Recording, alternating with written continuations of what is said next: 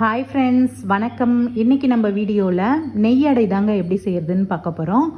இந்த நெய் அடை வந்து நம்ம ஃபுட் கலர் எதுவுமே சேர்க்காமல் நேச்சுரல் கலரில் கலர்ஃபுல்லாகவும் செம்மையாகவும் இருக்கும். பார்க்குறதுக்கு சாப்பிட்றதுக்கும் செம்ம டேஸ்ட்டாக இருக்கும்.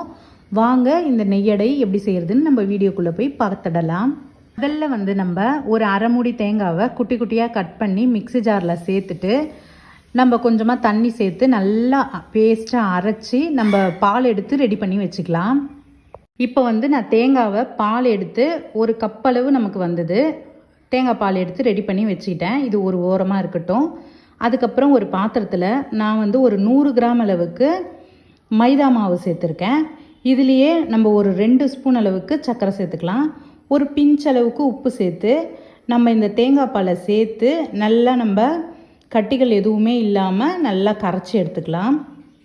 இப்போ நான் வந்து அந்த மைதா மாவில் எல்லா தேங்காய் பாலையும் சேர்த்து நல்லா கலந்து விட்டு ரெடி பண்ணிட்டேன்.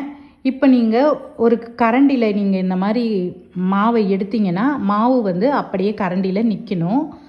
மாவு தண்ணியாக தான் இருக்கணும். அதுக்கப்புறம் நீங்கள் விரலை வச்சு நீங்கள் கோடு போட்டிங்கன்னா இந்த மாதிரி கோடு விழணும். அப்போ தான் நீங்கள் கரெக்டான பதத்தில் மாவு ரெடி பண்ணியிருக்கீங்கன்னு அர்த்தம். இப்போ இந்த மைதா மாவு இது வந்து ரெடி ஆயிடுச்சு. இது அப்படியே இருக்கட்டும். அதுக்கப்புறம் மிக்ஸி ஜாரில் வந்து நம்ம 2 முட்டையை உடச்சி ஊற்றிக்கலாம். இதில் வந்து நம்ம ஃபுட் கலர் எதுவுமே சேர்க்க போகிறதில்ல. அதனால் ஒரு 1/4 ஸ்பூன் அளவுக்கு நம்ம மஞ்சத்தூள் சேர்த்துக்கலாம். எல்லோ கலர் வர்றதுக்காக நான் மஞ்சத்தூள் வந்து ஒரு 1/4 ஸ்பூன் அளவுக்கு சேர்த்துக்கிறேன். அதுக்கப்புறம் 3 ஏலக்காவை நான் சேர்த்துக்கிறேன். நீங்கள் ஏலக்காய் சேர்க்குறதுனால அந்த முட்டை ஸ்மெல் வந்து கொஞ்சம் கூட உங்களுக்கு வராது, சூப்பராக இருக்கும். அதுக்கப்புறம் நான் இந்த மிக்ஸி ஜார்லேயே நம்ம ஒரு 100 கிராம் அளவுக்கு மைதா சேர்த்தோம். அதனால் ஒரு 50 கிராம் அளவுக்கு சர்க்கரை சேர்த்து மிக்சியில் நல்லா நம்ம அரைச்சி எடுத்துகிட்டு வந்துடலாம்.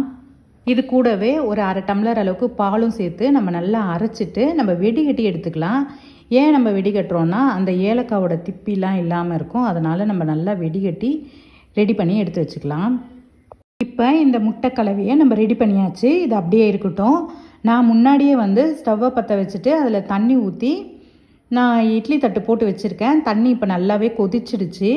நம்ம ஒரு தட்டு எடுத்துகிட்டு அதில் வந்து நெய் சுற்றிலும் தடவிட்டு அதுக்கப்புறம் அந்த தட்டை இட்லி பாத்திரத்து மேலே வச்சுட்டு நீங்கள் தட்டு மாதிரி இருந்தால் கூட நீங்கள் எடுத்துக்கலாம்.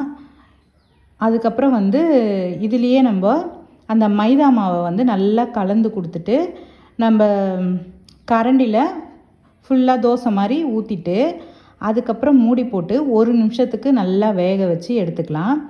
வேக வச்சு எடுத்துட்டு அதுக்கப்புறம் திருப்பியும் நம்ம திறந்துட்டு அது மேலேயே நம்ம கொஞ்சமாக நெய் தடவிட்டு அதுக்கப்புறம் இந்த முட்டை கலவையை திரும்பவும் நம்ம அந்த வெள்ளை கலர் மைதாவில் அது தெரியாத அளவுக்கு முட்டை கலவையை நம்ம சுற்றிலும் ஊற்றி திரும்பவும் மூடி போட்டு 1 நிமிஷம் நல்லா வேக வச்சு எடுத்துக்கணும்.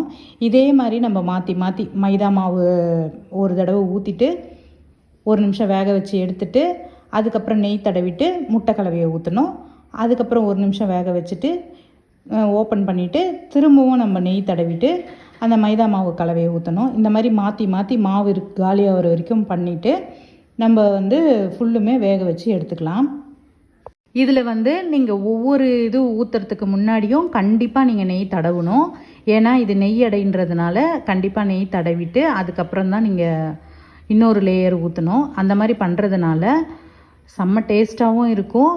உங்களுக்கு வந்து அந்த புத்தகத்தில் வந்து நம்ம அப்படியே பேஜஸாக வரும் இல்லையா, அந்த மாதிரி நீங்கள் எத்தனை லேயராக ஊற்றுறீங்களோ அந்த மாதிரி தனித்தனியாக பேஜஸ் மாதிரி வரும். சூப்பராக இருக்கும் பார்க்குறதுக்கு.